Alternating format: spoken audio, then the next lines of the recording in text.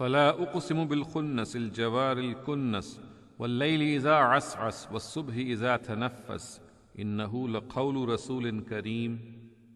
Therefore know, I swear by the stars which recede, move forward, and then hide, and by the night as it retreats, and the dawn when it breathes, that this is the word brought by a noble messenger.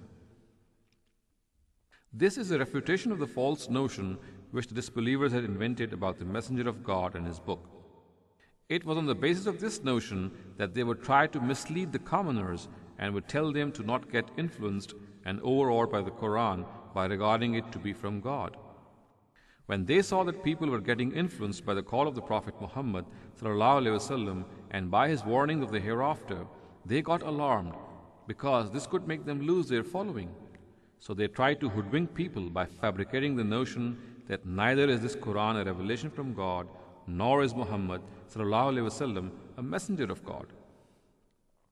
They concocted the notion that, like many other soothsayers of their society, he too was a soothsayer, and just as these soothsayers are in contact with the jinn, who inspire them with the secrets of the unseen and the unknown world, he too, God forbid, is in contact with some devil who inspires him with such thoughts. He gives these inspirations the name of divine revelation and claims that he is a messenger of God who has been sent to them so that people may obey him. If they do not do so, they will be punished in this world, and in the hereafter they will have to face the grievous punishment of hell. The Quran has refuted this propaganda at various instances. In particular, Surah Shu'ara and Surah Najm have refuted it in great detail, and I have discussed various aspects of it in the tafsirs of these surahs. Here too, this propaganda is refuted through a new angle. In order to grasp it, one should have a deep understanding of the system of soothsaying and fortune-telling that was prevalent in Arabia in those times. This had its roots in two things. Firstly, in their self-claimed astrology, they believed that stars per se could affect happenings. They reckoned some stars to bring good fortune and others bad fortune. Similarly, they had fabricated various superstitions related to their rising and setting, traversing and hiding, ascending and descending. On the basis of these superstitions, they would try to fool the masses by making good and evil predictions, and in this manner try to impose them with their knowledge of the future.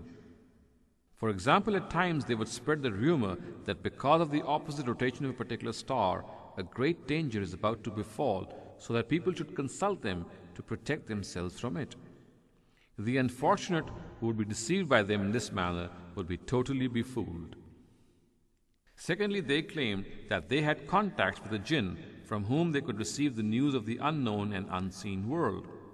I have already explained in the tafsir of Surah Shu'ara that when anyone would seek help from them regarding such matters, they would put up a show of meditation and then would present what they claimed to be divine revelation. The words presented would be in the form of flowery rhymed prose, which would often be meaningless. However, they would attribute some wayward meanings to it and claim that this revelation was inspired to them by a jinn who was aware of the secrets of the unknown world. The Quran has severely criticized both these pillars of soothsaying at various places.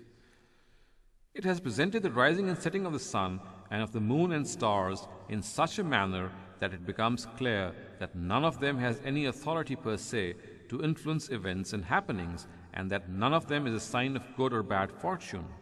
Their rising and setting are in the hands of the Almighty. It is He who makes them appear on the horizon whenever He wants to, and it is He who makes them disappear at His own will. Thus these heavenly bodies by their very existence show that they are subservient to the Almighty. They come and go at His bidding. Readers may take a look at the gradual development of the preaching of Abraham mentioned in verses 75 to 84 of Surah An'am. It will suffice to explain in this regard the nature of Quranic reasoning and its logical outcome. Similarly, in order to uproot the second pillar of soothsaying, the Quran has referred to shooting stars and explained that there is absolutely no chance for the jinn to have access to the world beyond. If they try to eavesdrop to hear information from this world, the Almighty has set up a whole system to fend them off. As per this system, the shooting stars are pelted from their turrets at these jinn.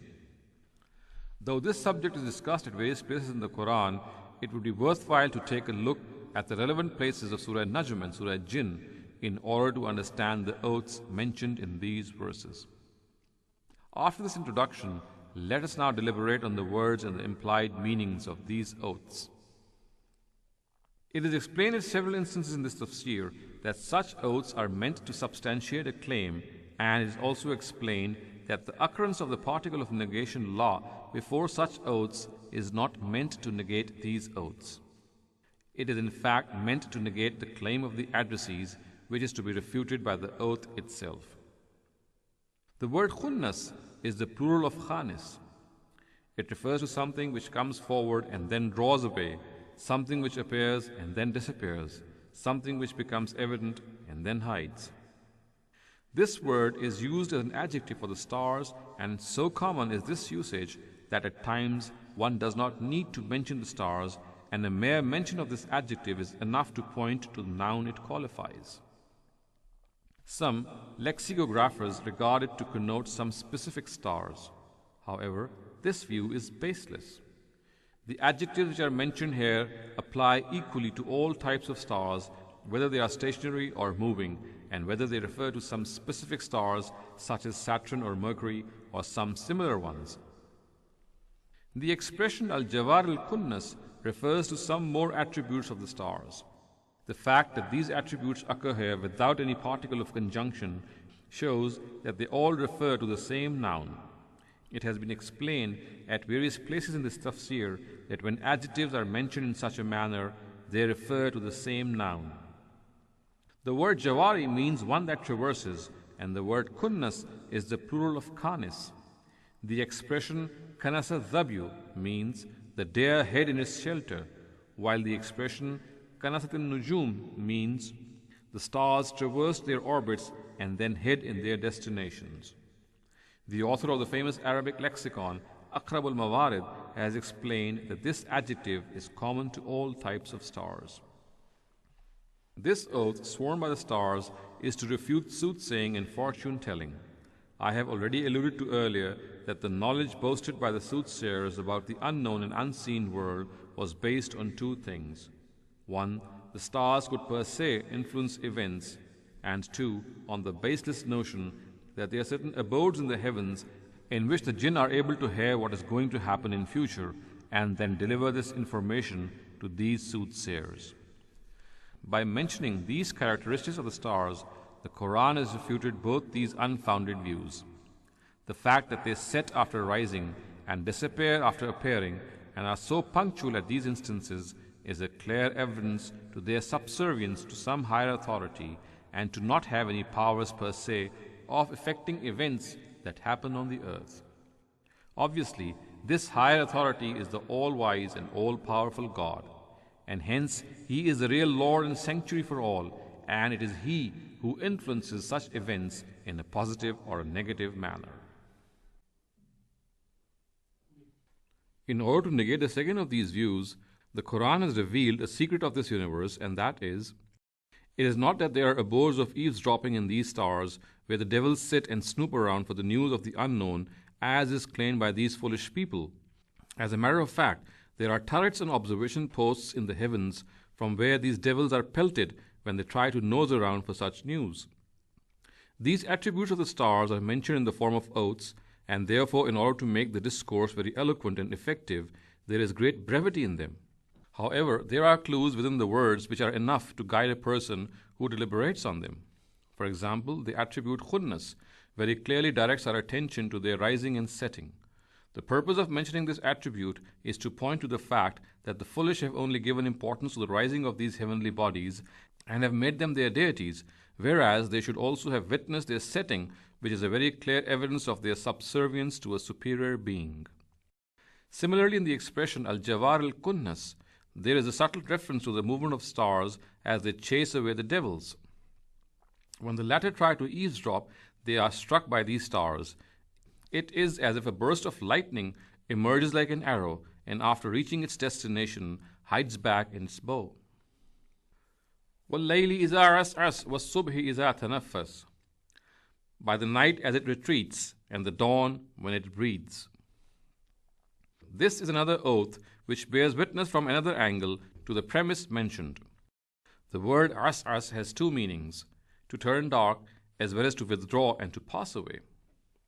Although the verse can be interpreted in the light of both these meanings, I have given preference to the second of these meanings.